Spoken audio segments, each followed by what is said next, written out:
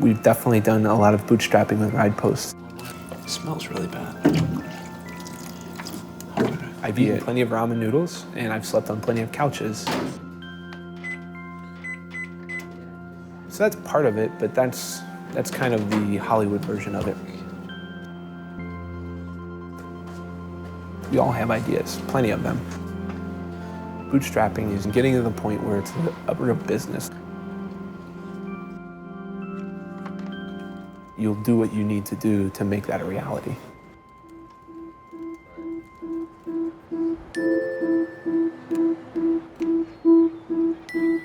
You've got to have a big vision.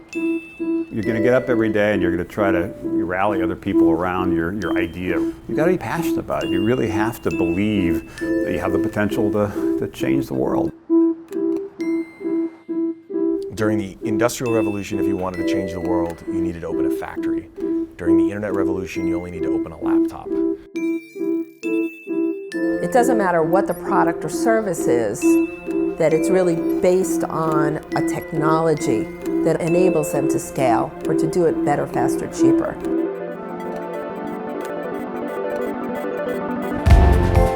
"15 years ago, everybody wanted to be Bill Gates. Now they all want to be Mark Zuckerberg. And the reality is running a company is not that easy, and it's often not that fun. We see things as overnight successes, and it's really easy to look at insert the blank startup and just assume there were no failures along the way, and that's just false.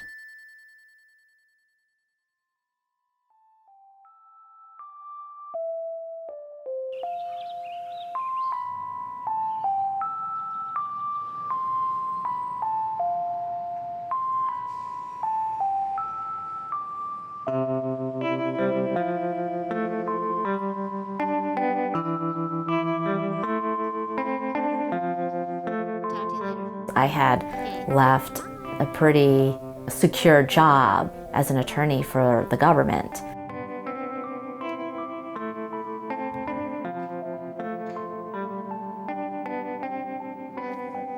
I've never run a business before, so I thought I really needed to join the accelerator program to learn about how to run a tech company, get the right tools, and meet the right mentors to build the SnapSwap properly.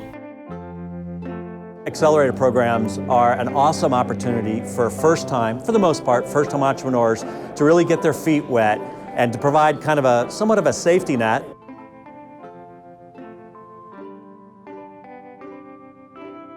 So Trimpo, up until the accelerator, was funded completely by me, and we did not have any revenues for 2 years. At the point where I came into the accelerator, we really needed an infusion of capital. And I had a hopeful desire to raise money and stabilize the company and then start growing the company. A true accelerator provides investment capital, provides space, it's a fixed amount of time, heavy, heavy, heavy mentors. And at the end, when our investment dollars provide some equity, that we don't have any kind of controlling interest and that we're very founder friendly. All of those elements make up an accelerator, and when you take one of those elements out, you may have an interesting program, but to me it's not an accelerator. An accelerator is almost like a school for startups.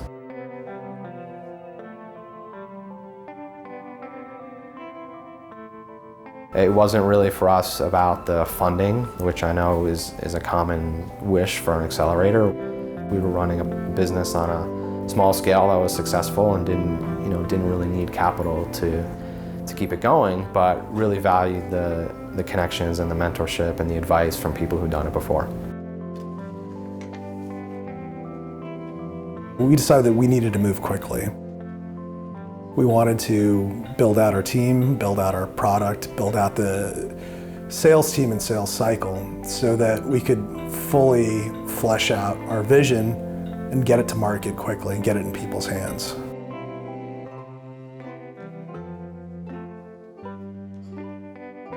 When we started the accelerator, that was the first time that we actually had an office, I guess you could call it. I spent a lot of time working out of my kitchen out of coffee shops. It's nice actually being in an office environment where you can feed off of each other's energy. The decision to join the Fort was not easy.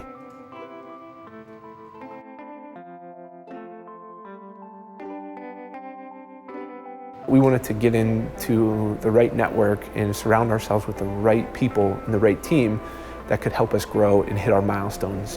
Which way do we head? Right here? Right here? We want you to be able to either show that there's a reason to keep doing this and attract money and bring other people on board to your team, or shut down and go get a real job, or go after that next idea. We're trying to accelerate kind of 12, 15 months of kind of typical startup inertia and pack it into 3 months. And in that pressure, things invariably break.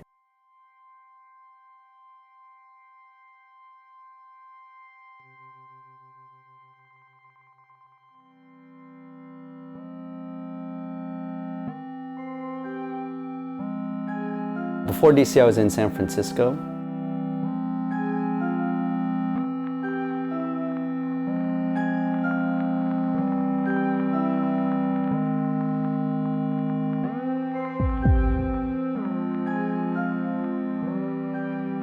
I have not worked for 2, coming up on 3 years. I have an apartment in San Francisco. I rented out my apartment on Airbnb. I made double my rent price, and then for an entire winter, I went and lived in Tahoe for $250 a month. So I just worked from Tahoe and started renting out my place on Airbnb. I have put off career decisions as well. I don't really think about it as so much of a sacrifice as it is an investment into the future. I'm really putting in this time to work really hard so that there's an investment that could be paid off in the future. We started in politics. Communication directors, campaign managers, they need to track their social media impact, and they also need to do a lot more with their social media tools. Where do I rank amongst House Republicans, or where do I rank amongst Virginia Democrats? Trimpo has the technology to give you that.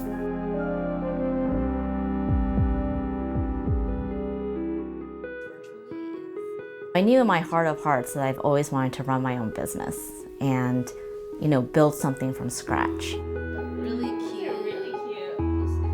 My sisters and I, we've always loved consignment shopping, bargain hunting. We'd make Sister Day out of consignment shop hopping. They moved away to San Francisco, New York. They couldn't just come over and, we couldn't just plan a Sister Day that easily. My sister Emily is a co-founder. She's in San Francisco. She visits every couple months. So, we thought it'd be really cool to have virtual closets and, make it even bigger and share closets with people who are fashion lovers like us.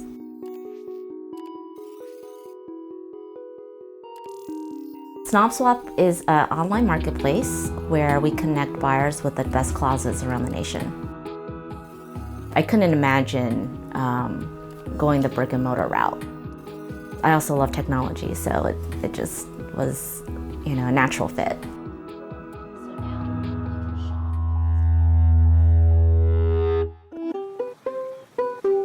Well, travel is a passion.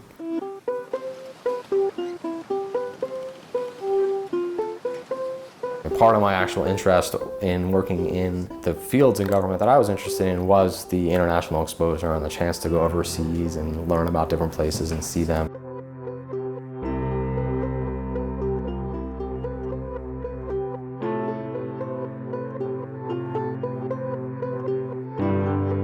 We'd get these very rare chances to take a vacation, and when I did it, I wanted to make sure that they were amazing.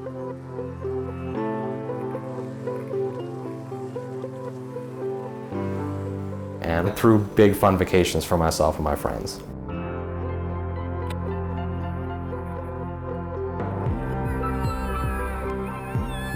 Meg, who was my fiance at the time and now wife, was helping and was a big contributor to the vision and the execution of these travel experiences and the thought behind what the website function would do. So I got a lot of support and got a lot of real tangible contributions to business, but I was the only one working full time. So I'd come back to Washington after these vacations and get emails from friends of friends who had been with us or other people that I didn't know before, that they heard about the trips that I'd put together and wanted to get on my email list to come on the next one. I collected these emails and would send it out at the next trip, see who wanted to join. There was a really good chance here to build something amazing. And if you want to do that, you have to give 100%. We basically wanted to take what was our small business and take it online. We created an LLC. It existed for almost 5 years before we changed. We created a Delaware C Corporation when we brought on our first investors, our first outside investors. Our customers can find the best experiences for them and the right people to travel with based on their social profile.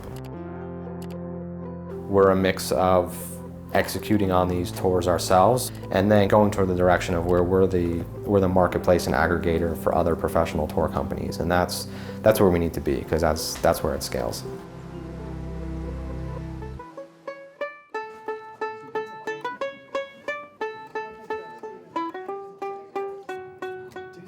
Day one, when we first started the company, we all moved in together. So we all lived together for 6 months. That was interesting. Don't recommend somebody to get married and go move in with your 3 co-founders. We were literally around each other 24 hours a day, 7 days a week for 6 months. Cook meals together. We would work all day together under the same roof. We would drive to work and back together from the apartment we were living in. And weekends we spent together. And that really set the tone for our relationship going forward. It was an idea that kept coming back to us no matter how many times myself and my co-founders, we kicked it to the side. We'd see someone who didn't have the means and somebody had the means to get somewhere, and no way for those two to connect efficiently. And as we dug in deeper, we saw more and more opportunity in the possibility of this, of not just creating another website or another social network. It's really about creating an efficient transportation system, one that ultimately can become the 4th element of public transportation. So my role is to make sure that we have the right people on board, doing the right things every day, and making sure that we're making progress towards our eventual goals every day. What Nick brings to the table is the ability to see a target and just go after that target with a single focus. What Nick also does, and what his background is in, is law, so we can do all of our contract in-house. One thing Blair has a really keen eye for is marketing, and how do you reach the end user? Robert is a technology guy, he's our CTO. He leads that and really does that very well. We all have our core abilities, but we also know what our role is and we go attack our role. But then when somebody needs something that we can do well, we can hop in and jump around when we need to.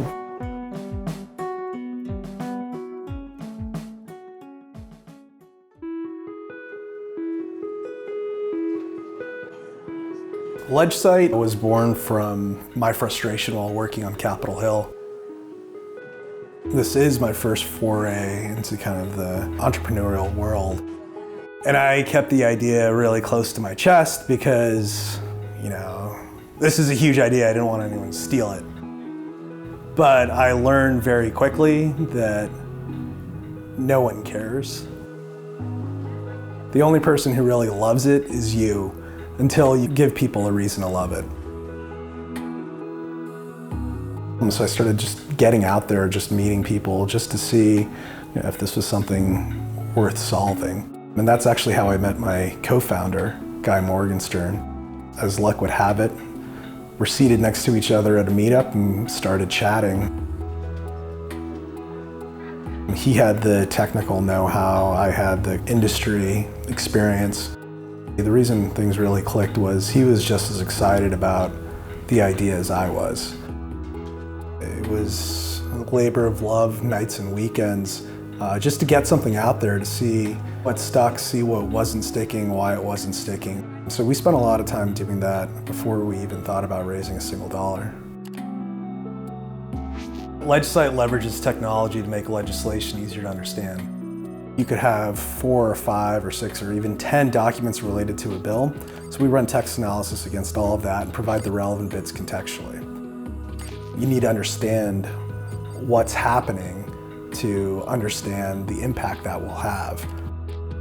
And that's something that we help our clients do very quickly. We help them understand what's going on.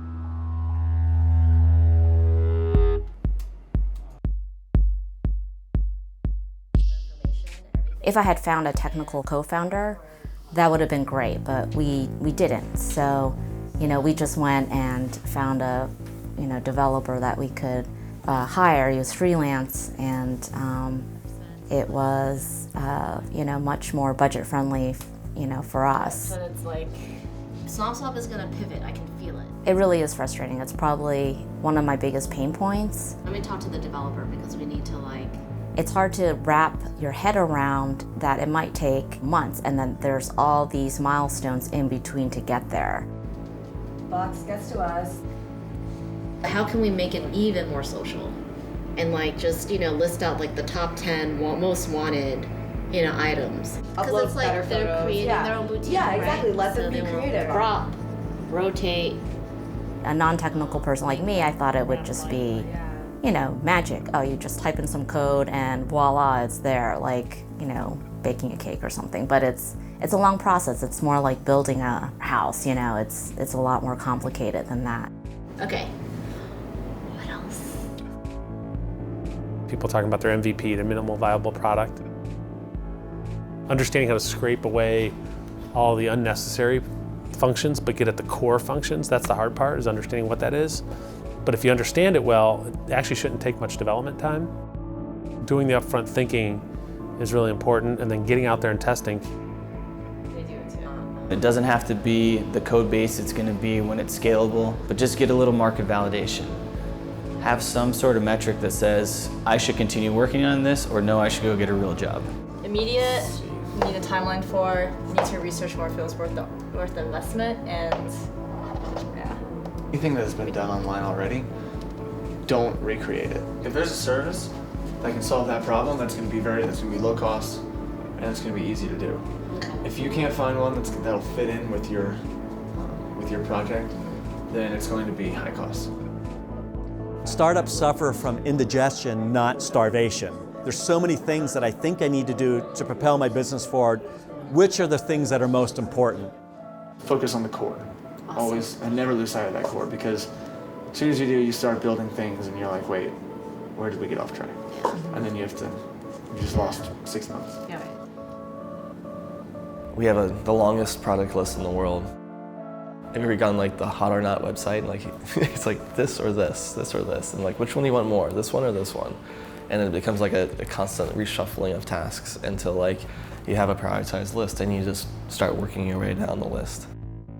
But since we work with a lot of clients, that will affect that list. In the middle of the week, it's this client needs this feature, and then all of a sudden that thing that's at the very bottom of the list is now on top. And so it's just being constantly aware of where we are with the product and needing to know what we need to have by the next month, 3 months from now, 6 months from now, 3 years from now.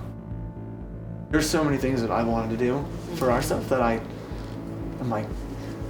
That'd be so cool, but it's not necessary right now. all right. So Yeah, it's a hard decision. I think it's gonna It was a big learning curve. It works. keep it up. Awesome. No, you guys. 2 points. Awesome. He's awesome. Yeah. This is our bucket right here that we can just jam. Yeah.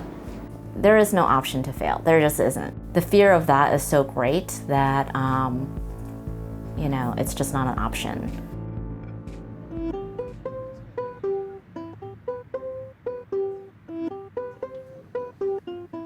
wouldn't say that it's a first choice to work by myself. I was comfortable doing it, and bluntly at the time it wasn't a choice.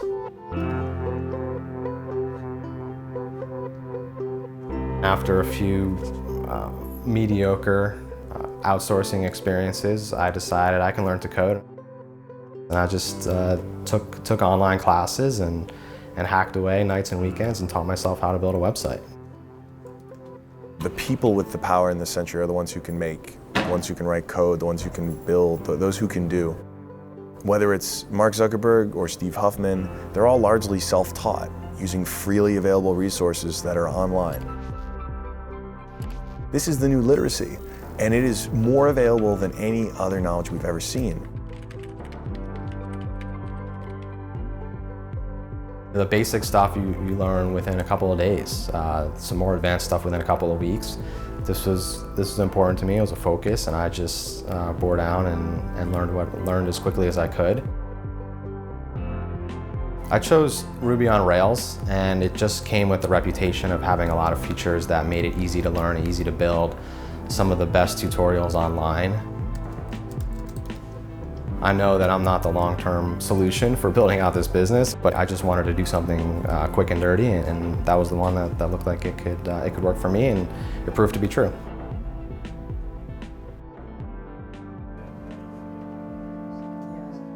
Selling isn't necessarily something that comes naturally to me, but as long as LedgeSite's been in existence, I've been selling. And I didn't realize that at first.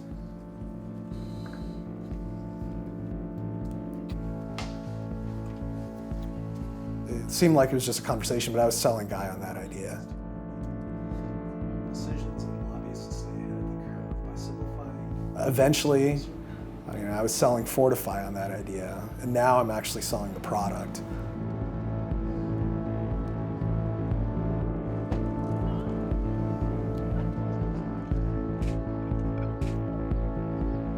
Initially, we're targeting congressional offices, lobby shops, corporate GR teams, things like that. It's a good thing because it represents a huge opportunity. And it's a bad thing because people just kind of assume that this is the way it's always been, this is the way it always will be.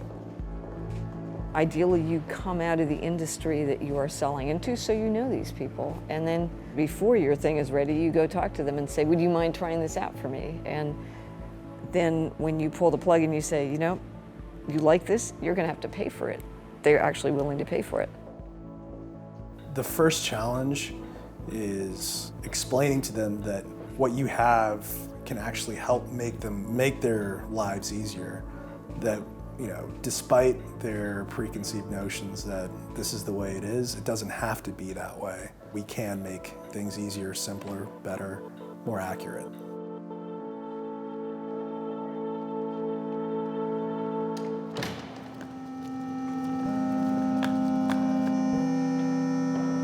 And the people that we know in our network in DC doesn't see the 90% of me. They see the 10%, which is work. But they don't see everything behind the scenes, which is Sarah. And having that very supportive family life is key. I graduated from grad school, accepted my dream job, quit my dream job, got married and left the country and moved in together with 4 other people all within the same month. You don't do that with a normal person. Most weeks it was getting up 3, 4 in the morning, catching a 5 or 6 a.m. flight from Greenville to DC, landing in Baltimore at 7:30 in the morning, taking the train in. So I was always in the office in DC by Monday at 9 a.m. The good thing is when I am away from home, it's all of my effort, all of my focus is on RidePost. You don't have to worry about other distractions or other commitments or anything around here, around home, but it's 24 hours a day. So I would get in a full day on Monday, full week, and then a full day on Friday. And then I would take a flight home Friday evening at, I think there was like a 8 o'clock and a 9:30 p.m. flight. Leave the office at 6 p.m. and then be back home, but it was definitely tough.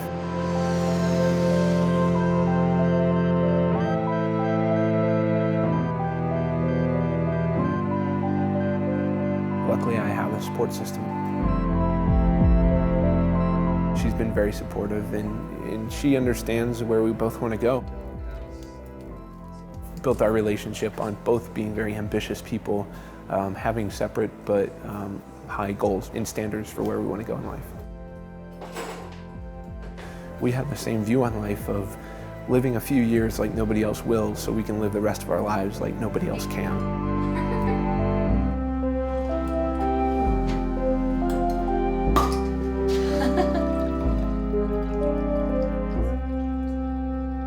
When it is family time with Sarah, with my wife, it's our time. We're really trying to pull back. I'm not the best at that, but you gotta do what you have to do in making sure that you manage all these expectations of both from the business side, but then personal side as well.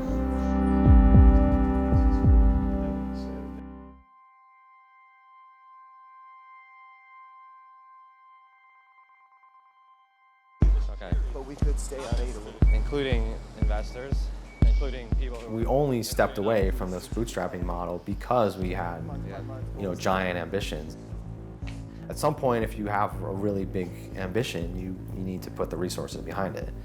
And that's the situation that we arrived at, and we wanted to put funding behind it. Fundraising really depends on what you're trying to build and what's required in terms of what you're trying to build. And the nice thing now about, particularly in the internet space, is it is easier and cheaper to start companies. You can start with smaller teams and less capital because you are able to leverage a lot of different things and outsource a lot of different things. We were asking about size of the round. It's nominated by salaries, and it's marketing spend too. A lot of investors will tell you that they're looking at the team, and the team is what matters. And from an entrepreneur standpoint, you want to bring on that team, but you struggle to compensate them without an investment. We had a 5-person pipeline to 2 developers, someone with marketing, someone with travel industry relations. That's what tests an entrepreneur. Can that entrepreneur attract a team when there's no money? Because later, you may have money, but you still have the same challenge. And you learn how to do it at the earliest phases. But eventually you're going to try to get that high profile person at a big company to come and join your now fast growing startup. That pitch isn't too much different. Isn't it more important to get the product where you want it to be? I mean, the most important? As resources are available, those are the people I bring on. So the first 2 are web development. Billions and billions of dollars every year go into startup companies, not just tech startups, all kinds of businesses. And the majority of that capital comes from bootstrapping, where founders use their own capital, then friends and family, advisors and mentors that might write a check for their stock. Going through an accelerator is becoming more common. Crowdfunding is becoming more common, which can be either reward-based or dilutive. A large percentage of businesses are funded by angels. What's great is to have an angel investor who can also add value to your business that's strategic. So someone that you can call and ask for advice, someone that can be there for you for planning sessions. The person needs $50K salary, and that comes with 2,000 shares. If they can take a 35K base, maybe it comes with 3,500 shares. Preserve the cash, use the stock currency. And I recall from due diligence that your cap table is very clean and you haven't promised any of them any percentages or any stock. No, I have everything. A cap table is just the equity ownership of the company. So if you're the only one that's working for your company, then your cap table is you have 100% of the company. If you're working with a partner, it might be 50-50. And a lot of people make this common mistake if you haven't done a startup before. They think that when you're getting an investment, they're buying a piece of the company. But that's not the case. The way that financing works is if you have a company, if you have an idea, let's say that idea is valued at $2 million, and you then decide to raise $1 million. They're not buying $1 million of your $2 million company, they're actually contributing $1 million of additional capital. So now you're taking your $2 million company, combining it with their $1 million of capital, and you have a $3 million combined company, of which, since they contributed 1/3 of that value, they own 1/3 and you own 2/3. So Your cap table would be 1/3 to the investors and 2/3 to you or the common shareholders. Then, as you continue to grow and you raise additional capital, you're continuing to be dilutive in that same way. So now, if you have a $3 million company, and then you are able to grow that to say be worth $5 million, now you might do a bigger round. So now you might even go ahead and raise an additional $5 million of capital. So if you combine your $5 million company with another $5 million of capital, your company is now worth $10 million, of which all of the previous owners of the company own therefore 50% of the new entity, and then the new people come in and they own 50%. So you'd only take that $5 million if you thought you could turn that $5 million into 10 or 15. I think you open a note, you open it next week. What does that mean, open a note? Just talk to me like I've never... One of the things we do, and one of the things that's become very popular, is we invest the money in what's called a convertible note. And the note portion is, it's basically a loan, and we're loaning you that money. The convertible part says, listen, at the next round, some third party is going to set the value of your company. We're then going to convert that loan into equity at that point. So we basically kick part of the concern down the road. We let a third party set that. And it's a way for us to put quick money into the company and for an entrepreneur not to have to worry about negotiating that 3 months after we just work very closely together. You got to raise smart money. Don't take $5 grand from all your friends, or you're going to have 20 pains in the asses. Smart money is the person that when you're having a problem, you call them up and they can help you figure out how to deal with it. You want them to be involved as well as smart. The smartest people in the world aren't much help if they're too busy to pay attention to you. I've had employees, I've done this, I've had contractor agreements. I've done it all, but I haven't issued stock options. You see other companies that have grown and that have a bigger team, and you know that you want to get there, and you have this ambition to have a big company, and you know you're not on the path when you're there by yourself. The best kind of funding you can get is not from investors, it's from customers, because when you get customer funding, you don't need to give anything up. You need to deliver a product, you get useful feedback, but you still retain ownership. We have big ambitions, and seeing the way that what we're doing can fundamentally change the way that people move is really important. But we're not naive. We have to start small, and it's about hustling. As a startup company, there's not a sales process. You don't have sales goals already in place. You just have to incrementally get better. You start with 1,000 puzzle pieces spread across the table, and you have to build a beautiful puzzle. We made the transition earlier this year from trying to go after every end user to finding a distribution platform, which is our universities, government agencies, and corporate clients who have a vested interest to make this program, this marketplace succeed on their campus. And that's our go-to-market, that's our brand awareness, that's our best customer engagement tool. Getting distribution through our customers to the end users, which has been really great.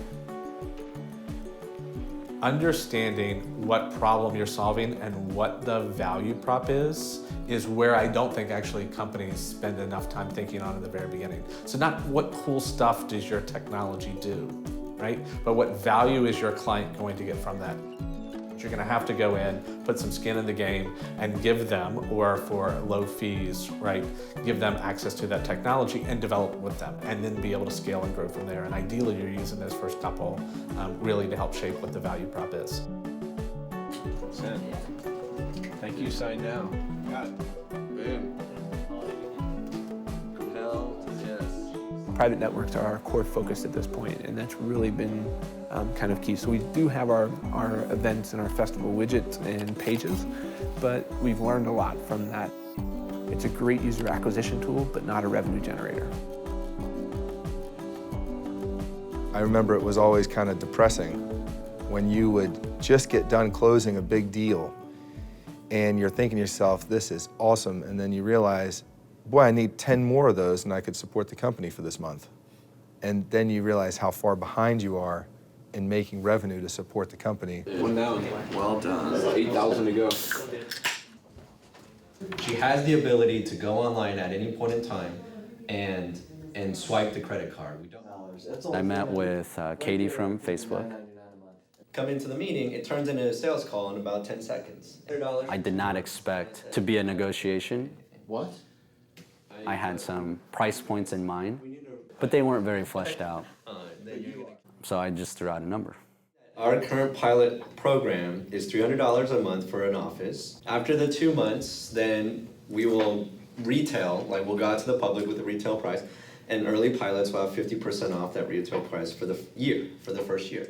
And then everybody, to a man, said I priced it way too low. You closed Facebook almost, but you could have closed them for more. Dude, we've all made this mistake. Are you kidding me? You have to ask potential customers or actual customers, what would this mean for their business? How would it make something better, cheaper, faster for them? Do they have a realistic, quantitative estimate of what that would mean to their business?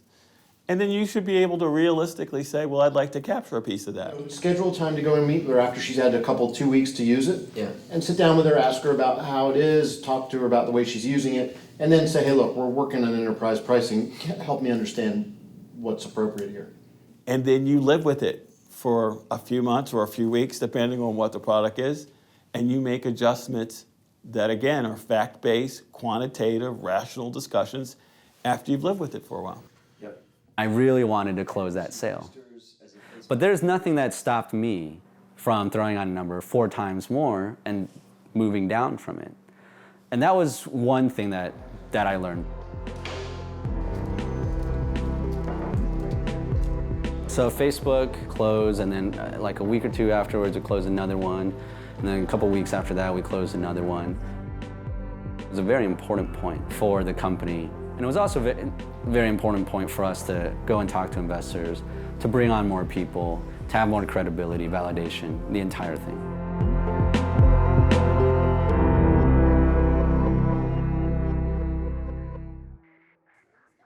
White Glove Concierge Service was actually a request from members.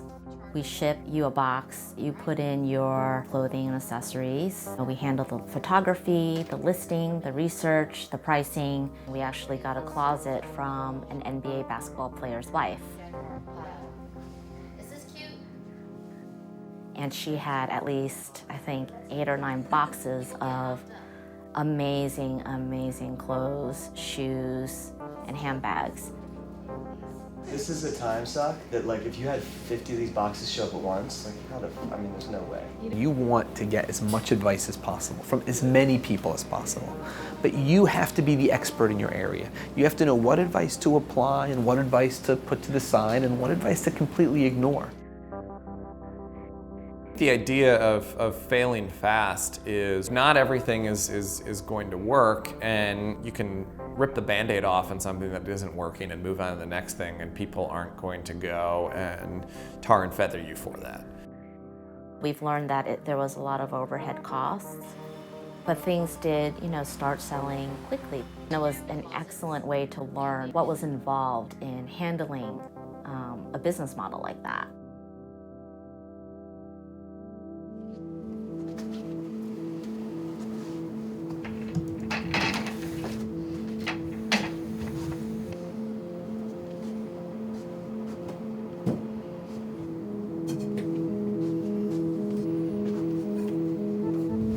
Listening is probably the #1 skill that you need. The answers are out there. You just have to be willing to listen to people. Feedback is probably the most important resource for any entrepreneur. Clarifying your idea, crisping it up. What exactly are you trying to be? Very focused. Often people get in trouble because they aren't really focused. They're trying to think it could be this, it could be this, and could be this, and by trying to be everything, it ends up being really nothing. We had a number of people that were using the service, but a majority of the people that were using it were friends, former colleagues. I had never hosted a focus group. In fact, I'd never even participated in a focus group.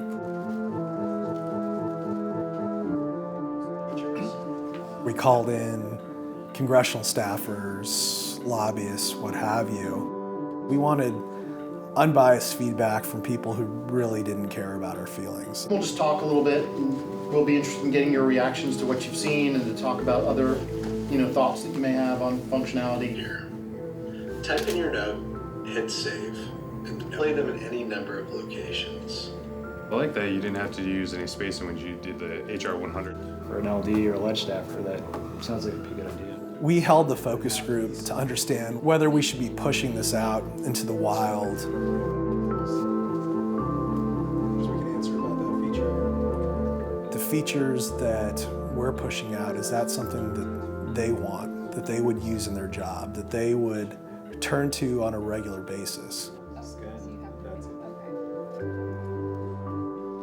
You know, if you're scrambling at work, you know, is this something you would go to? And we wanted to make sure that if they did come to us when they were scrambling at work, that, you know, we actually provided a service that was worthwhile. I'd use that tomorrow.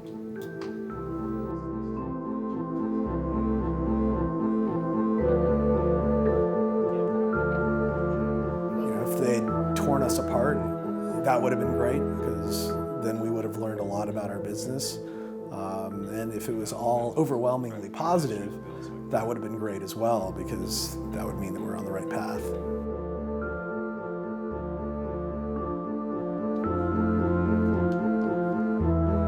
It was really helpful actually getting that feedback and being able to, you know, look at kind of unbiased feedback in a quantitative way and actually, you know, understand your product a little bit better. Help yourself to please.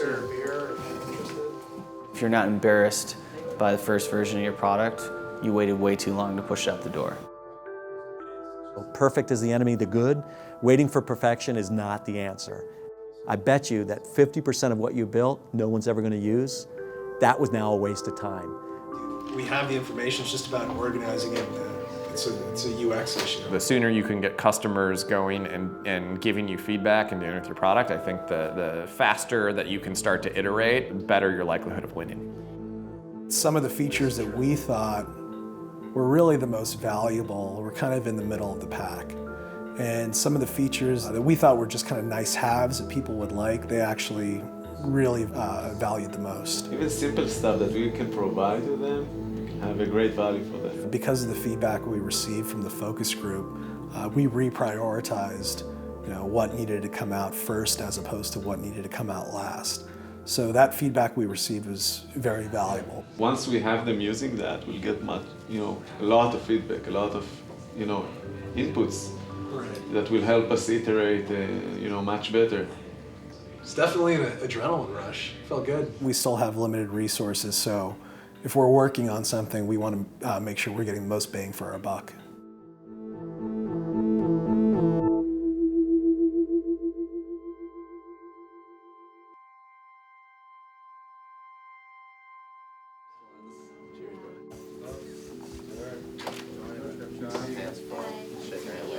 So you staying down here? No, we're headed upstairs.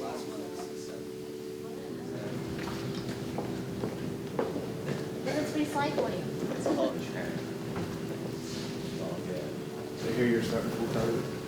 I wanted to be really selective and find the top talent and take the time that I needed to get the right people and the absolute best people that we could on board. And it was at the risk of taking a little longer to get to the next level of growing that team. We knew we needed a handful of skills. The first one we needed was web development, and we brought in Stuart, who was just a terrific web developer and did our front end code and designed our site and implemented designs that we had. While I did some web development, I know that this was very far from my strength, and yeah, we needed to bring that in. A players hire other A players, B players hire C players, because B players don't like to get challenged. That means A, being confident enough to hire them, and then B, getting out of their way. It was a fair critique of me from Jonathan and from others that I was maybe too cautious to deploy some of those funds and to take some chances. Kevin and Joe were next on the full-time team and bring incredible skills. Joe is our CTO and does the back-end development and has a ton of experience both in startups as a CTO and at AOL before that. Kevin was a customer.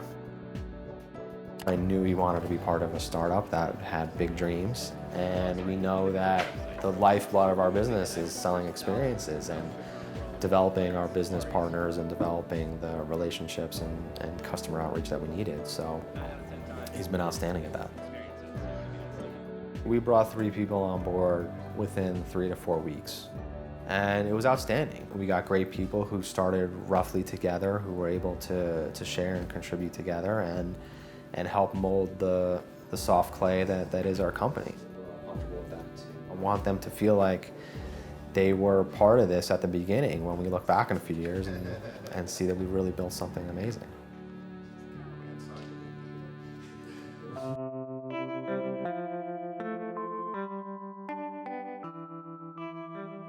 We actually are also a B2B business because we partner with consignment boutiques, so everybody can shop consignment boutiques from different cities. We're digitizing their store. They've actually generated more orders and revenue than the Closet Concierge. No company ever achieves its success without pivoting multiple times. Whether it's Facebook, which pivoted multiple times, or Living Social has pivoted multiple times, Twitter pivoted multiple times. Persistence is something I would focus in on as a key attribute that differentiates great entrepreneurs from the mediocre. Pivoting is not necessarily failing. Pivoting I view as sort of adjusting using feedback.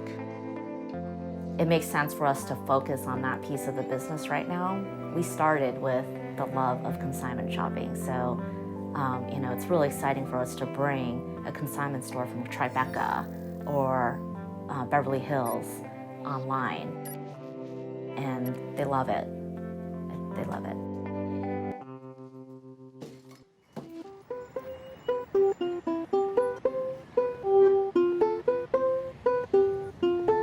People derive value to a certain degree based on cost. We're getting more positive feedback selling our product than we were when we were trying to get it in people's hands.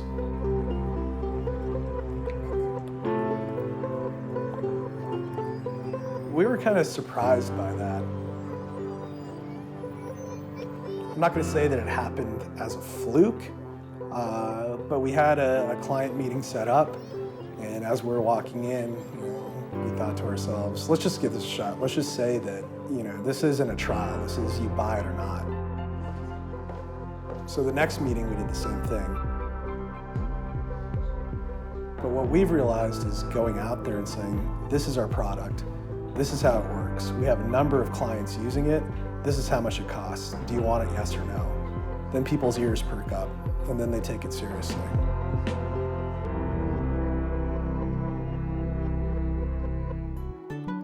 You have to convince at least one person that your idea is good.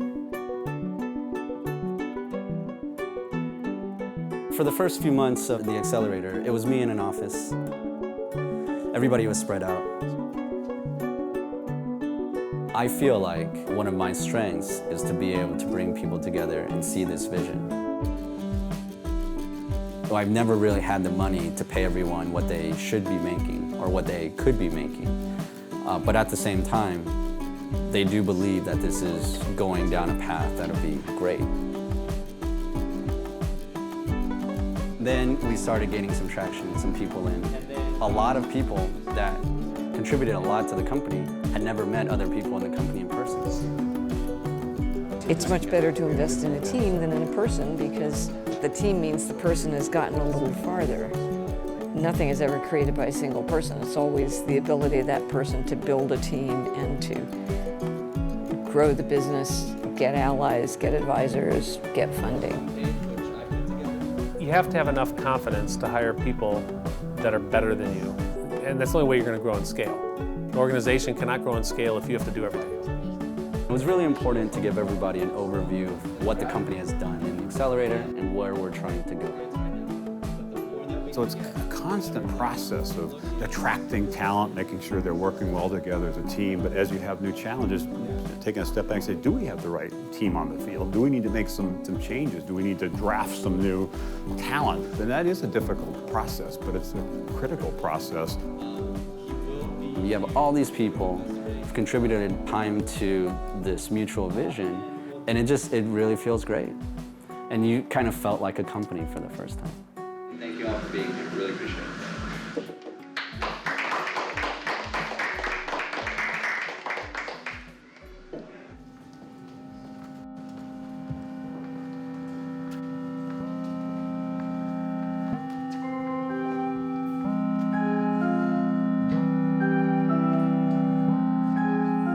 moment that we wake up and we don't want to do what we're about to do for 8, 10, 12, 16 hours, when it's time to look at what's next and time to move on. I'm going to be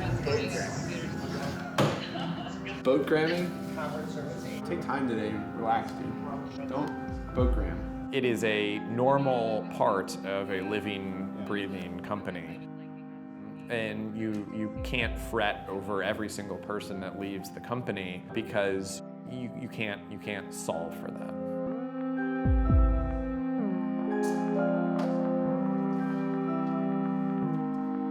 Losing any team member is never easy, but losing a co-founder, transitioning a co-founder out is always a big decision, but also it's not an easy process to go through. The founding teams that we invest in, we hope they'll stay together, but usually they don't. Somebody either wanders off or needs to be asked to leave as the idea kind of is developed further, and it's clear what path they're pursuing, clear what skill sets are needed, clear how people work together as a team. So we understand that it's only a matter of time before there's a recognition that something needs to change in order to really enable this company to seize its full potential. We had some really great counsel early on to make sure that we had very clear decision-making points should any situation come up. You have relationship usually in a startup that you wouldn't necessarily in a corporation. So I think that's the part that makes it hard, is you don't want to tell your best friend from college, hey, you're not cutting it.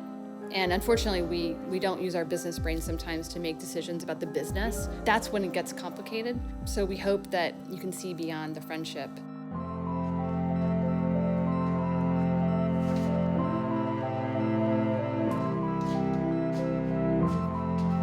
Moving on up.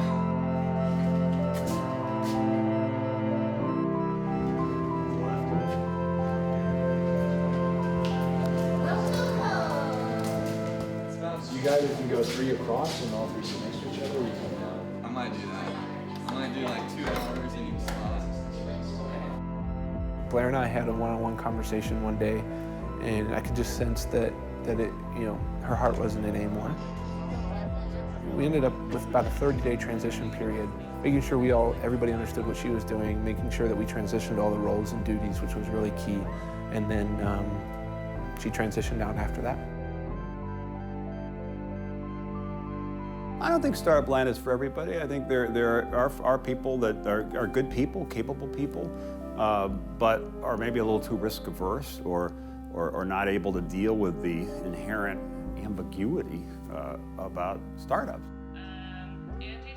Life is too short to wake up and do something you don't want to do. She's now doing what she's passionate about, which is good, and we continue to be able to do what we want to do every day.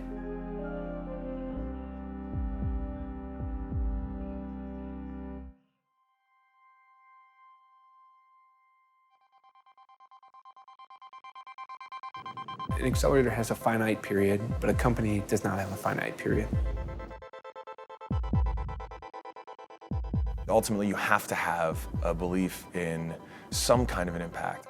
I like to think of it as making the world suck less. You want to pick something that you're passionate about, and you want to pick an area where you think you can make a difference. And then it doesn't matter if you're CEO or just a member of the founding team or a computer programmer or the assistant at the front desk. That is going to be what drives you when things are not going well. And that's also going to be the thing that gives you perspective when things are. It's actually a tough journey, and some do succeed, many try and fail. This is part of the process of startups. I think fear of failure is one thing that can inhibit success. Because if you're making decisions not to fail, you'll invariably not make decisions to ultimately succeed. You could be the smartest person in the world and you're gonna fuck up. You're gonna make mistakes. And how you deal with them is what is gonna make all the difference.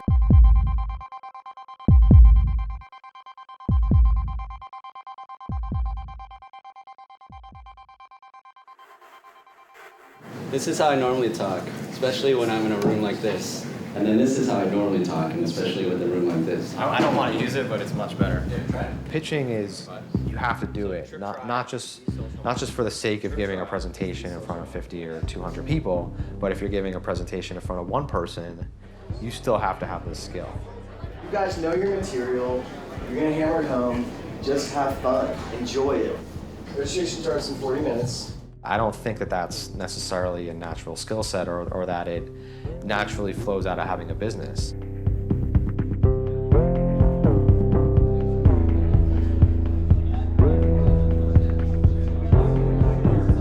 It's really important to understand the reality of it. When you get investors, you don't suddenly have a lot of money. You suddenly have a bunch of people who are counting on you and basically control your company, who want you to make a profit. And you can't suddenly decide you're tired or want to take a vacation because you have these responsibilities. You start a company, and as you scale it, you end up finding that you go from having 0 bosses to sometimes having, 6 or 7 bosses. It's a pure transaction from their part. Venture capital is really no different than startups. Startup founders sit between their customers and their investors. Venture capitalists, we sit between our customers, who are startups, and our investors, who are what are called LPs. A founder's responsibility is to make a return for their investors. Our responsibility is to make a return for our investors. As investors, what we like to see are companies that are acquired and investors then obtain a nice return on their investment. The holy grail, if you will, is the IPO. When the public markets get involved, folks that invested early are able to cash out. The IPO is what people talk about mostly, but it's also such a small percentage that acquisitions are a great way to create wealth and a great way for most companies to exit. Entrepreneurs get locked into it's VC or nothing, or it's my own money or nothing. There are 10 or 11 things in broad categories for alternative financing, from common sense things like your own savings, personal line of credit, an IRA loan from yourself to this new entity, peer-to-peer lending, family and friends, angel groups, customer financing. You have micro loans, and you have crowdfunding. Now is becoming a sophisticated platform for accredited investors and institutional investors. The easiest way to understand AngelList is that it is sort of like the NASDAQ or the New York Stock Exchange for private companies. Now, that's not exactly a true statement because on the New York Stock Exchange, you can buy and sell securities. On AngelList, because the regulation works, you can only buy. As long as you meet the criteria for an investor, which is dictated by the government, you can actually invest in companies through AngelList in many cases without even ever meeting the founders. You take more control of the process, you can get to a wider group, and you probably have a little bit more bargaining power if you've got a strong business idea and a strong team than you would if you go to one institutional investor at a time. Valuations are essentially black magic. That's what they are. Ultimately, what you're asking yourselves as you make the investment decision and you come to a valuation is what have I seen that's comparable? What is that getting priced at? What is information about other deals looking like that's getting leaked? And you try to find something in there that works. But today, you can go on AngelList and all these other platforms and you can actually see anonymized data of what other companies are raising at. The media would say, oh, well, a founder should get the highest valuation they can because that's net good. I would say, actually, take the lower valuation if you can retain control of your company. When I started Blackboard, I owned 50% of the company. When I ended Blackboard, I owned just around 4% of the company. It was 4% of a $2 billion company. The decision between staying small and, quote, happy or seeking funding and going for growth, that's really not a strategic question, it's a personal question. Way too many people are taking on that commitment with no notion of what it really is.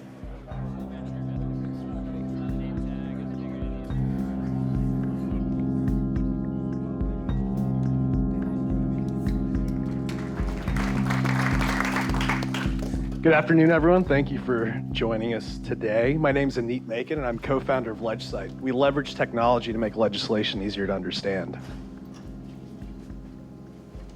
And there's supposed to be slides for your viewing pleasure. Both the investor pitch and the sales pitch, it's kind of been honed over time. The Ledge and LegSites actually play on legislation. On the Hill, you've got Ledge Aides, Ledge Counsel, legislative directors. LegSite leverages technology to make legislation easier to understand. With every meeting, things go well, things go poorly, things resonate, other things don't resonate. And you just take each one of those little bits in and hope that the next time you pitch goes a little bit better. But it became apparent to me very, very quickly that we have a 21st century government operating with 19th century infrastructure. Pen, paper, stacks of notebooks, they might as well be using quill and ink. LegSite leverages technology to make legislation easier to understand, generates legislative insight and analytics, and we make information sharing simple. We have not missed a single product milestone. If you're interested in learning more, I'll be available after the presentations, and thank you again for your time. Pitch decks have evolved. 5 years ago, you really were looking for content. Hello, my name is Marty Bauer. I'm the co-founder and CEO of RidePoke. What are you doing? How are you doing it? Who are you? What's the market? I mean, it was sort of like, it is what it is. We're focused on people who are going from one city to the other. Kate is a college student who has no car, so her only option to make that trip is a $400 plane flight. When we started, we had that one university. That gave us a total addressable market of over $600,000 per year. And we're raising our seed round to hit 50 universities, expanding our total addressable market. We're very passionate about what we're doing. We'd love to talk with you after this. Thank you. But then things started getting more competitive.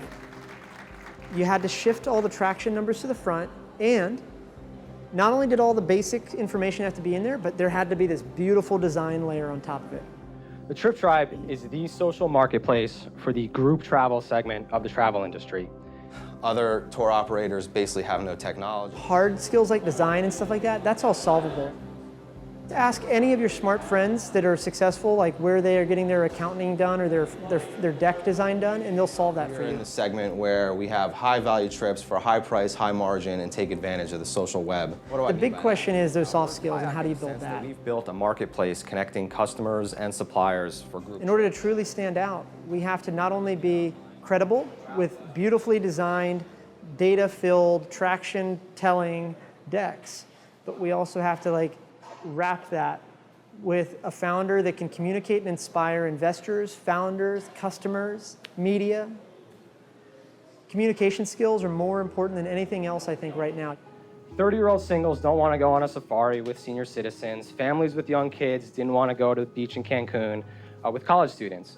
Travel is what they care about and share the most. Facebook did a study of the postings on their platform and found that 42% of them were about travel. We bootstrapped this business to $500,000 in revenue. We proved out the business model before we started talking to investors. We've earned high margins on our trips. We've earned sponsorships on our trips. So I appreciate the attention and happy to talk later and answer any questions. Thank you. 80% of your time should be spent as a founder building your company. My name is JD Chang. I'm CEO and founder of TrendPo. And that means just focus on revenue, focus on traction, whatever that means for your business. 80% of your time should be going to that. 4,000 politicians in the last cycle spent $5 billion collectively. If I was a founder today and trying to figure out where to start on my deck and my pitch, I would Google 500 startups, Techstars, or Y Combinator demo days. Just spend an hour watching these little 3-minute videos of everybody's pitch decks. You will know 80% of what you got to do. Everything else is just polish. The fastest traditional poll takes 4 days. With TrendPo, you can see it in about 30 seconds. Political consultants, campaign directors can get through the feedback loop as quickly as possible at fractions of the cost. We've had a great team of 20 mentors, advisors, and contributors. TrendPo has huge streams in politics and beyond. Thank you. I have never done a business pitch before. Hi, I'm Elise Wang. I'm a co-founder of SnapSwap. And it's much different than what I did in my previous life. We're an online marketplace where members can buy, sell, and swap pre-loved designer clothing and accessories. Even just putting a pitch deck together was a really good learning experience. Is a bargain hunter and lives on a budget. Unfortunately, every single person who gives a pitch only wants to talk about their product. SnobSwap is an online marketplace where people who love fashion can swap, sell, and shop for pre-loved designer clothing and accessories. You just told me a long story about your product, of which probably thousands of other people are doing or saying they're doing. Now tell me how this is a business. And now several high-end consignment stores across the nation are using SnobSwap as their e-commerce platform. Gaining the confidence, I think that was the biggest thing, gaining the confidence to speak proudly about our accomplishments. With this capital, SnobSwap will be well positioned to be the marketplace leader in high-end online resale. It was really beneficial and has, helped us build SnobSwap and get talking to investors. Thank you so much for your time. I look forward to talking to you later.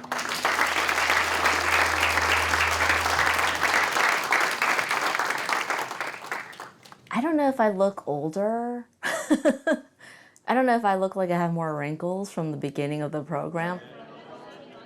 Every little thing that you do or don't do, you can see, the impact of it on the business.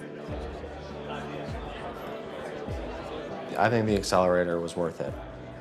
I feel like I'm 1,000 times better entrepreneur than I was when I started. And I'm really, really happy with the decision that we made at the time. It put us on a path to growth and a path to the success that we want that we wouldn't have had. Our experience with the accelerator was overwhelmingly positive. It was worth it for the mentorship. It was worth it for the relationships I've built, particularly as a first-time entrepreneur. I'm glad that we did it. I may have done it without an accelerator, but the chances are a lot lower. With the accelerator, I think it did exactly what accelerators should do. It accelerated our growth. We're a completely different company than we were at the beginning. Branding still looks the same, but the way we view ourselves, the way we talk about our company, the path forward and the possibilities now are completely different for our company.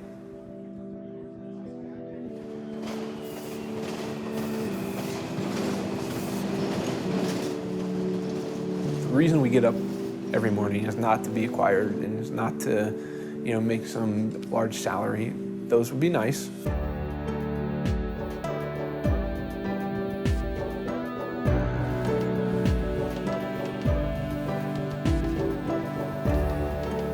We have big ambitions, and seeing the way that what we're doing can fundamentally change the way that people move is really important.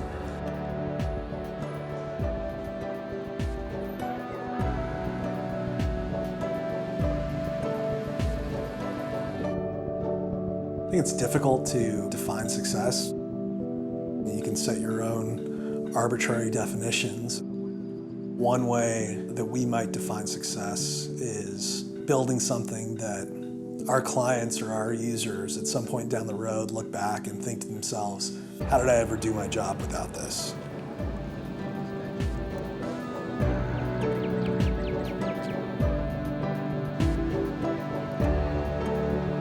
Success for Trimpo, the company, is going to be, I think, along the lines of typical startup success. Acquisition, IPO, or sustainable growth. Those are the most important metrics for the company to be successful.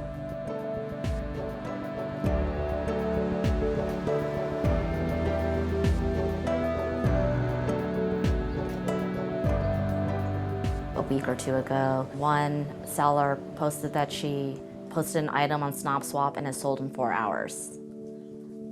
I love that.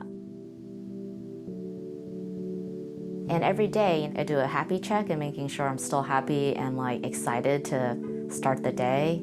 I think that's a signal of success too.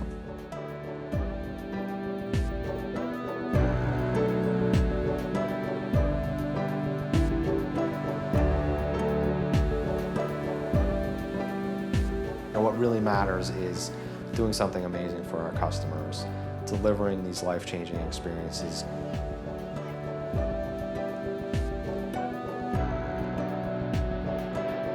That'll turn into a business that gives all sorts of financial opportunities for us for some sort of exit or result.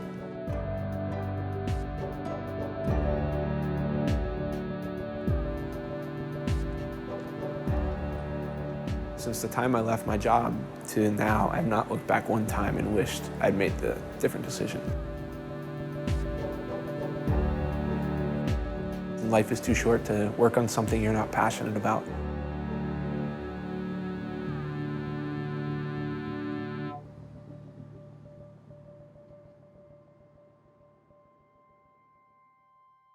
Some people think that raising money is the end, when in fact it's the beginning. And raising an A round is the beginning, and raising a B round is the beginning, and the I in IPO stands for initial. It's not an end. The only thing to celebrate from fundraising is that you don't have to do it anymore, or at least until you need to again, and that you can get back to real work, like growing your business and getting users and writing code. If you can get to $1 million a year in run rate and never raise a penny, that's good. And frankly, that's what the ice cream shop across the street from you and the restaurant across the street from you have to do. To be candid, when I think of startupland, I think of a somewhat magical but unreal place, separate from the realities of growing bigger land, which is much more connected to the real world. You can't go in and order off the kids' menu forever. When you're 10 years old, people are going to look at you a little bit strange and say, hey, it's time you grow up. You're not a startup anymore.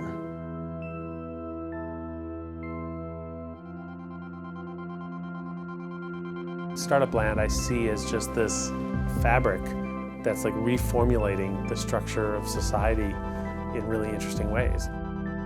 We do live more in a startup land now, and it's great to see, but we can't get complacent. We need to recognize that it needs to continue to be focused on, and we need as a nation to continue to reinvest in our startup sector and celebrate our entrepreneurs, because they really are best hope, maybe the only hope, to make sure the country has a bright future. You have to be able to build a company first and foremost. Geography is part of the puzzle, but startup land is everywhere.